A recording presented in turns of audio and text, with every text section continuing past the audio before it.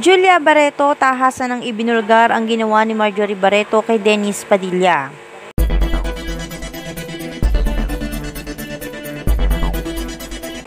Habang patuloy na umiinit ang usapin sa pamilya ni Marjorie Barreto at Dennis Padilla, isang insidente nga ang hindi inaasahang pangyayari.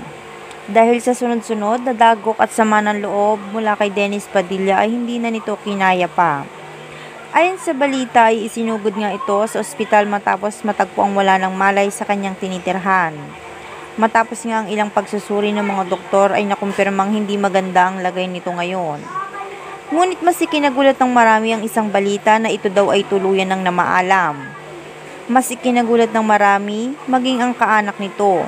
Maging ang mga anak nito gaya nila Julia Barreto ay walang tangis ang pagluha at pagsisisi dahil sa ganitong sitwasyon na nila makikita ang kanilang ama. Isang panayam mula kay Julia sa kanila ang pagdadalamhati nito. Marami daw itong tanong na naghahanap ng kasagutan. Maging ito raw ay hindi sukat akalain na gano'n na lang kabilis babawian ng buhay ang kanyang ama. May mga pag-aalinlangan daw ito sa isip na hindi niya matanggap ang katotohanan na wala na ang kanyang ama. Ngunit siya raw ay marami pa rin katanungan sa sarili. Hindi raw siya makapaniwala na agad itong mawawala dahil sa pagkakaalam raw nito ay napaka-healthy ng katawan nito. Kahit nasa edad ng 66 ay kayang-kaya pa raw nito ang mga gawain. Kaya naman agad raw itong magsasagawa ng ilang pagsusuri sa biglaang pagsugod nito sa ospital at pagkawala ng kanyang buhay.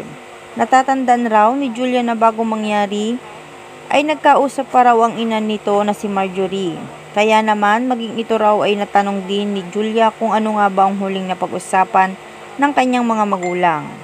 Magpasa hanggang ngayon ay hindi raw matanggap ni Julia ang pagkawala ng ama. Patuloy namang sinisikap na mahingaan ng panayam si Marjorie tungkol dito.